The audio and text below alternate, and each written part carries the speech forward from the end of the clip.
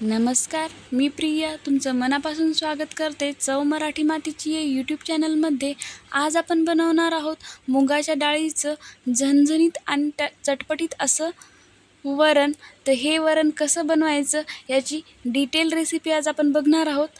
तर लगेच रेसिपीला सुरुवात करूयात, पण त्या अगोदर जर तुम्हाला ही रेसिपी आवडली तर नक्की चॅनलला लाईक आणि सबस्क्राईब करायला विसरू नका आणि रेसिपी शेवटपर्यंत पहा, म्हणजे तुम्हाला छोटे छोटे टिप्स आणि ट्रिक्स कळतील। चला तर लगेच रेसिपीला सुरुवात करूयात।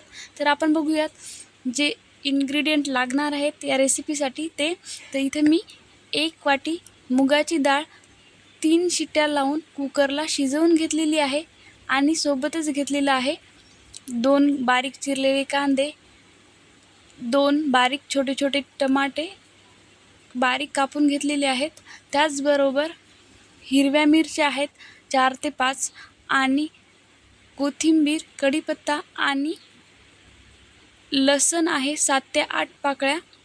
तर सगळ्यात पहिल्यांदा आपण या मुगाच्या डाळीमध्ये चवीनुसार मीठ टाकून याला फेटून घेऊयात। छान असं फेटून घ्यायचं आहे आणि तुमच्या गरजेनुसार थोडंसं पाणी ॲड करायचं आहे। तर हे आपलं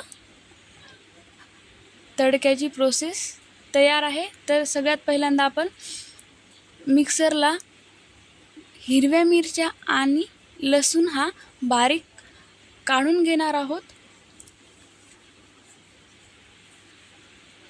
तर हा बारीक काढून घेतलेला आहे मी।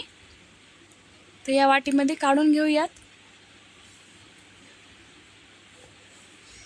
हिरव्या मिरच्यांनी मुगाचं वरण खूप छान लागतं, त्यामुळे मी इथं हिरव्या मिरच्यांचा उपयोग केलेला आहे।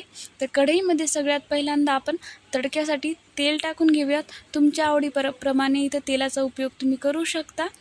तर इथं मी 3 चमचे 3 उबळ्या तेल घेतलेलं आहे। त्यामध्ये मोहरी टाकलेली आहे। मोहरी तडतडली की यामध्ये आपल्याला जिरं ॲड करायचं आहे अर्धा चमचा। दोनही छान तडतडलेले आहेत। आता यामध्ये टाकूयात बारीक चिरलेला कांदा आणि कांद्याला आपल्याला छान लालसर असं परतून घ्यायचं आहे। आणि यामध्ये टाकायचे आहेत कढीपत्ता।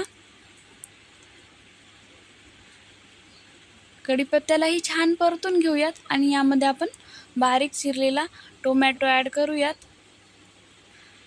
तर आपल्याला टोमॅटो छान परतून घ्यायचा आहे। अगदी तेल सुटेपर्यंत आपल्याला हा टोमॅटो तेलामध्ये परतून घ्यायचा आहे। याचा कच्चेपणा निघून गेला पाहिजे तोपर्यंत आपल्याला याला छान परतून घ्यायचा आहे। टोमॅटो परतून झाला की यामध्ये आपण जे मिरची आणि लसणाची पेस्ट बनवली होती ती टाकायची आहे। इथे मी टाकून घेतलेली आहे। अगदी 1 ते 2 मिनिटं छान परतून घेतली आहे आणि यामध्ये सगळे मसाले टाकलेले आहेत। लाल तिखट अर्धा चमचा, त्याचबरोबर गरम मसाला आणि हळद पावडर टाकलेला आहे, छान परतून घ्यायचं आहे। त्याचबरोबर धने पावडरही टाकलेलं आहे अर्धा चमचा। सगळं परतून झालं की यामध्ये आपण जे वरण होतं मूग डाळीचं ते टाकलेलं आहे।